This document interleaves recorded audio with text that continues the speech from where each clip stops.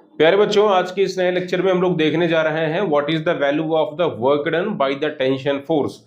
बच्चों, work energy इन power chapter में कई बार हमें वर्क कैलकुलेट करना रहता है बाय द टेंशन फोर्स। तो आज हम लोग देखने जा रहे हैं। डायग्राम में देखिए, एक मैन को दिखाया गया है। This man is pulling a block of the mass 8 kg in upward direction, right. We have to calculate what is the value of the work done by this tension force developed in the string. पूरा question एक बार हम read कर देते हैं। A man in the given figure is pulling a string with an acceleration of 2 meter per second square. What is the value of the work done by the tension force in first 5 second as shown in the figure? Diagram को ध्यान से देखिए। यहाँ पर जो ये block है ये एक्सेलरेट कर रहा है ऊपर की तरफ, राइट। अगर मैं आपसे पूछूं यहाँ पर इसका फ्री बॉडी डायग्राम बनाने के बाद में, देखो ध्यान से, ब्लॉक का जो वेट होगा ये वर्टिकल डाउन एक्ट कर रहा होगा जो कि होगा mg, यानी इसको हम लोग लिखेंगे 8g। और ये ब्लॉक देखो ऊपर की तरफ एक्सेलरेट कर रहा है। एक्सेलरेशन की वैल्यू a जो कि यहाँ पे गिवन है आपको 2 मीटर पर सेकेंड स्क्वायर। तो जरा बताओ, इस ब्लॉक के लिए अगर हम लोग लिखें इक्वेशन तो कैसे लिखेंगे? क्योंकि हमें यहाँ पे टेंशन फोर्स को फर्स्ट कैलकुलेट करना पड़ेगा। अगर हम चाहते हैं वर्क को फाइंड करना तो पहले टेंशन फोर्स फाइंड करना पड़ेगा, राइट। सॉल्यूशन,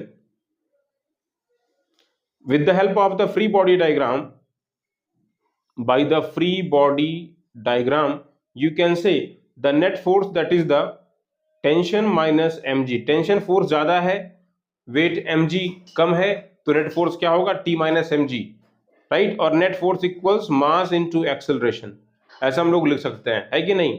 ये हम लोग ये इक्वेशन हम लोग लिख रहे हैं टेंशन फोर्स को कैलकुलेट करने के लिए। सबसे पहली बात तो बोले टेंशन फोर्स की वैल्यू हो जाएगी m times of g plus m times of a, यानी t equals m times of g plus a।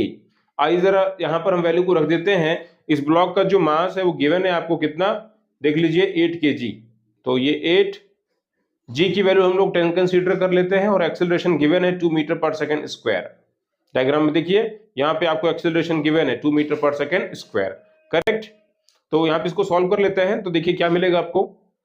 10 plus 2 12, 12 8 96 Newton का यहाँ पर टेंशन डेवलप हो रहा है, करेक्ट।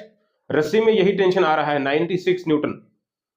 फाइंड करना है वर्क डन इन 5 सेकेंड, है work done by the tension force. तो कैसे लिखेंगे? Tension force into displacement. जरा सोचिए, क्या ये डिस्प्लेसमेंट ऊपर की ही तरफ है जिधर टेंशन फोर्स लगा हुआ है, राइट। तो वर्क डन कैसा होगा? पॉजिटिव या नेगेटिव? बोलेंगे पॉजिटिव। तो डिस्प्लेसमेंट को फाइंड कर लेते हैं, फिर टेंशन से मल्टीप्लाई कर लेते हैं, हमारा आंसर आ जाएगा।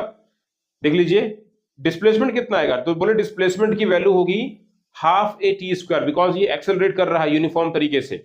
देख लीजिए यहाँ पे गिवन है, man starts pulling the block with the help of the string with constant acceleration 2 metre per second square. यहाँ पर इनिशियल इस ब्लॉक के पास में कोई वेलोसिटी नहीं थी, तो हम लोग लिख सकते हैं डिस्प्लेसमेंट इक्वल्स अगर आप लिखते हो ut plus half A T square से, तो u की वैल्यू तो 0 है, that is the half A T square, है कि नहीं।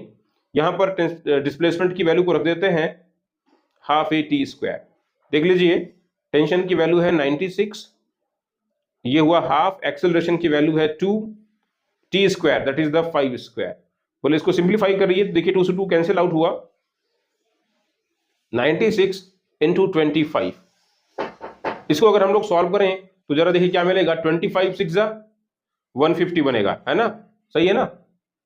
तो ये आपका 0 कैरी 15 हुआ, 25 9 225, 225 में आप 15 ऐड कर ले, क्या बनेगा ये 550 कैरी 1, यानी ये बनेगा 4, ये 2।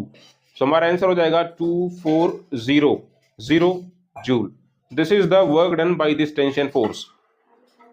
Work done by the tension force is 2400 joule in the given figure.